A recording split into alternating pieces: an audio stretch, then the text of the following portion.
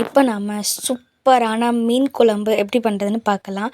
First அதுக்கு தேவையான பொருட்கள் பார்த்திங்கன்னா, சின்ன வெங்காயம், தேங்காய், சீரகம், வத்தல் பொடி, மிளகு பொடி, மஞ்சள் பொடி இது எல்லாத்தையுமே நம்ம மிக்ஸி ஜாரில் போட்டு நல்லா அரைச்சி மசாலா ரெடி பண்ணி வச்சுக்கலாம். இப்போது மீன் குழம்புனாலே மண் சட்டி தாங்க. ஸோ மண் சட்டி எடுத்துகிட்டு ஆஸ் யூஷுவல் வழக்கம் போல் உள்ள ராகம் தாங்க, நல்லெண்ணெய் எடுத்துக்கோங்க.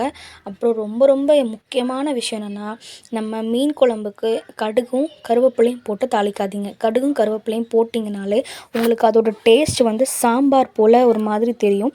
ஸோ எப்போவுமே மீன் குழம்புக்கு வெறும் வெந்தயம் மட்டும் போதும். இப்போ பாருங்கள், நம்ம மண் சட்டியில் நல்லா நல்லெண்ணெய் எடுத்துகிட்டு வெந்தயம் போட்டு வெந்தயம் நல்லா பொரிஞ்சதும் நம்ம குட்டி குட்டியாக நறுக்கி வச்சுருக்கிற சின்ன வெங்காயமும் யூஸ் பண்ணிக்கோங்க. இந்த ரெண்டுமே நல்லா பொரிஞ்சது, இந்த ரெண்டுமே தாளிக்கிறதுக்கு போதுங்க, வேறு எதுவுமே தேவை கிடையாது. நீங்கள் நான் சொல்கிற மாதிரி பண்ணி பாருங்கள்.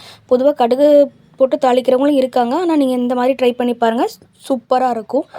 பாருங்கள், நல்லா சின்ன வெங்காயமும் போட்டு சின்ன வெங்காயமும் நல்லா பொரிஞ்சதுக்கப்புறம் நம்ம அரைச்சி வச்சுருக்கோம் இல்லையா மசாலா, ஃபஸ்ட்டே காமிச்சோம் இல்லையா, அந்த மசாலா கூட புளி தண்ணி நல்லா கரைச்சி எடுத்து அதையும் மிக்ஸ் பண்ணி ரெண்டையும் அந்த தாளிப்பு கூடவே சேர்த்து விட்டுடுங்க. இந்த மீன் குழம்பு பொறுத்தவரை நல்லா உப்பு, புளி, காரம் அந்த 3 எடுப்பாக இருந்துச்சுன்னா அந்த மீன் குழம்பு அடிச்சிக்கவே முடியாது. இப்போ நம்ம அந்த புளி கரைச்சலோடு அந்த மசாலாவையும் சேர்த்து ஊற்றிட்டோம். இப்போ அது கூடவே நம்ம எடுத்து வச்சுருக்கிற பச்சை மிளகா, நம்ம வந்து வத்தல் பொடி கொஞ்சமாக தான் சேர்த்துருக்கோம் இல்லையா, அதனால் 5 பச்சை மிளகா எடுத்திருக்கேன்.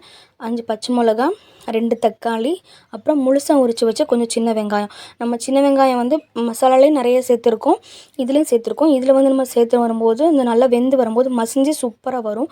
குழம்பு எடுத்து சாப்பிடும்போது சூப்பராக இருக்கும். அதனால் நம்ம இதில் கொஞ்சம் முழுசாக சேர்த்துக்கலாம்.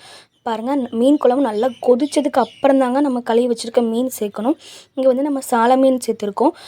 நம்ம அது வந்து பொதுவாகவே மீனை வந்து நம்ம ரொம்ப கிண்டினோம்னா அது ரொம்ப நொறுங்கி போயிடும். அதனால் நல்லா கொதி வந்ததுக்கப்புறம் மீன் சேர்த்துட்டு அதுக்கப்புறமா மாங்காய் சேருங்க. ஏன்னா மாங்காவும் டக்குன்னு குழஞ்சி போயிடும், நல்லா வெந்துருச்சுன்னா குழஞ்சிடும். ஸோ அதனால் மாங்காவும் லாஸ்ட்டாக சேர்த்துக்கோங்க. இப்போ மாங்காய் சேர்த்துட்டு தேவையான அளவு உப்பு சேர்த்துட்டு நல்லா கிளறி விட்டுட்டு மூடி போட்டு நல்லா வேக விட்டு கொதி வந்ததும் இறக்குனீங்கன்னா சூப்பரான மீன் குழம்பு ரெடிங்க. பாருங்கள், இது ரொம்ப ரொம்ப சிம்பிளான மெத்தடுங்க. நீங்கள் இது கண்டிப்பாக ட்ரை பண்ணலாம். இப்போ தான் நீங்கள் சமைக்க போகிறீங்க, பிகினர்ஸ், பேச்சுலர்ஸ், எனக்கு இப்போ சமைக்க வராதுன்னா நீங்கள் இதை ட்ரை பண்ணி பாருங்கள், சூப்பராக இருக்கும். இன்னொரு அடிஷ்னல் டிப்ஸ், பொதுவாகவே மீன் குழம்பு கருவாட்டு குழம்புலாம் முந்தின நாள் வச்சதை மறுநாள் சாப்பிட்டு பாருங்கள், செம்ம டேஸ்ட்டாக இருக்கும். நீங்கள் கண்டிப்பாக ட்ரை பண்ணியிருப்பீங்க, பண்ணி பாருங்கள் இனிமேல். முந்தின நாள் வச்ச மீன் குழம்பையும் கருவாட்டு குழம்பையும் மறுநாள் வச்சு சாப்பிட்டு பாருங்கள், அவ்வளோ டேஸ்ட்டாக இருக்கும்.